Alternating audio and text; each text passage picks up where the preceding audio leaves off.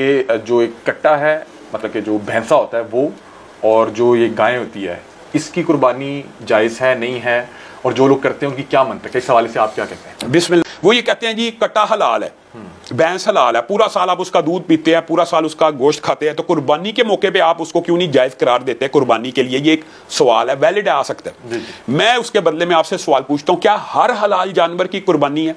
नहीं। हाँ, अगर आप जैसा बंदा भी ये कह रहा है कि नहीं, क्यों, खरगोश हलाल है, उसकी कुर्बानी है, मुर्गी हलाल है, वो तो चलो कहते हैं ना परिंदा है, उसके अलावा घोड़ा हलाल है, उसकी क्या कुर्बानी होगी? हिरन हलाल है, उड़ियाल, नील गाय, जो भी है, या मारखोर, क्या इन सब की कुर्बानी होगी? क्या हर हलाल जानवर कुर्बानी के लिए? या कुरान पाक में उन 8 जोड़ों का जिक्र, यानी 8 जानवरों का और 4 जोड़ों का जिक्र मौजूद है। बहीमतुल अनाम, सूरत अनाम के अंदर समानियतु अज़वाज मिनल ज़ान इस्नैन व मिनल माज़ इस्नैन व मिनल इबिल इस्नैन व मिनल बकर इस्नैन। क्या मतलब? गाय का नर मादा, बकरी का नर मादा, भेड़ का नर मादा, ऊंट का नर मादा, ये 4 जोड़े असलन हलाल हैं कुर्बानी के लिए, नाम लेके। अब बात ये है, तो फिर बाद लोग कहते हैं दुम्बा कहां से आ गया? वो हदीस की तहत हलाल है कि रसूलुल्लाह सल्लल्लाहु अलैहि वसल्लम ने चतकुबरे मेंढे भी किए और दुम्बा भी किया, और हज़रत इब्राहिम की कुर्बानी के अंदर आपको पता दुम्बे का सारे का सारा वाकया मौजूद है। जो लोग उसे नौ मिनल बकर, यानी गाय की नस्ल में से समझते हैं, उनके नजदीक तो कुर्बानी होगी जायज। जो उसको गाय की फैमिली ही नहीं मानते, उनके नजदीक है नाजायज। अगर कोई बंदा ये समझता है ये भैंस और कट्टा गाय की किस्म में से है, तो फिर वो उसको इजाजत मिल सकती है उसके जहन के मुताबिक। लेकिन मुझे ये बताएं कि कट्टा करने का मकसद क्या होता है?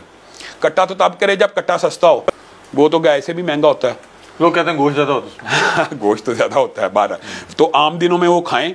हमें उसकी कुर्बानी पे एतराद है, हमें उसके हलाल हराम होने पे एतराद नहीं है। अब बात समझ रहे हैं? ये जो बहस है ना कि हलाल है या हराम है, भाई हम सारी दुनिया उसको हलाल मानती है, लेकिन हम आपसे ये सवाल पूछते हैं कि हर हलाल जानवर की कुर्बानी है? नहीं, अल्लाह ने और रसूलुल्लाह ने कुर्बानी को 4 जानवरों में मुख्तस कर दिया। अगर हर हलाल की कुर्बानी है तो फिर हिरन की भी करें। जो नॉर्दर्न एरियाज हैं, केपीके की तरफ हो जाएं, गांव देहात में जाएं, वहां करते ही सिर्फ कट्टा है। तो क्या जो लोग कट्टा कर रहे हैं फिर उनकी क्या कुर्बानी नहीं हो रही? बुनियादी तौर पे वही बात है कि अगर तो गाय की किस्म समझ के करते हैं और उनके पास फतावा उलमा के मौजूद हैं, तो वो तो उलमा की गर्दन पे बोझ है कि जिन्होंने ये फतवा दिया, और इसलिए उनकी हम कुर्बानी को क्यों ऐसे कहें। लेकिन एक इल्मी दलील हमने आपके सामने रखी, अगर आपको समझ आती है गाय अवेलेबल है तो आप गाय की कुर्बानी करें, कुर्बानी के लिए गाय कर लें। तो आप पूरा साल कट्टा खाएं, आपको किसने मना किया? आपके नजदीक? हमारे नजदीक कट्टे की कुर्बानी नहीं कुर्बानी वो वैसे हलाल हो गया, सदका हो गया। हाँ, लेकिन वो कुर्बानी के कबूल नहीं हुआ। कबूल है। उसके 12 सिगा बकरी की किस्म या भेड़ की किस्म है, या दुम्बे की किस्म है, या हिरन की किस्म है।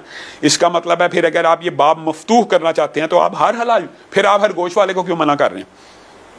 फिर आप घोड़े की कुर्बानी के क्यों खिलाफ हैं? घोड़ा, हिरन, 12 सिंगा, फिर आप ये रास्ता खोल दें और दुनिया का हर हलाल जानवर हलाल कर लें, हर गोश्त को भी हलाल करें, दुनिया का हर हलाल जानवर।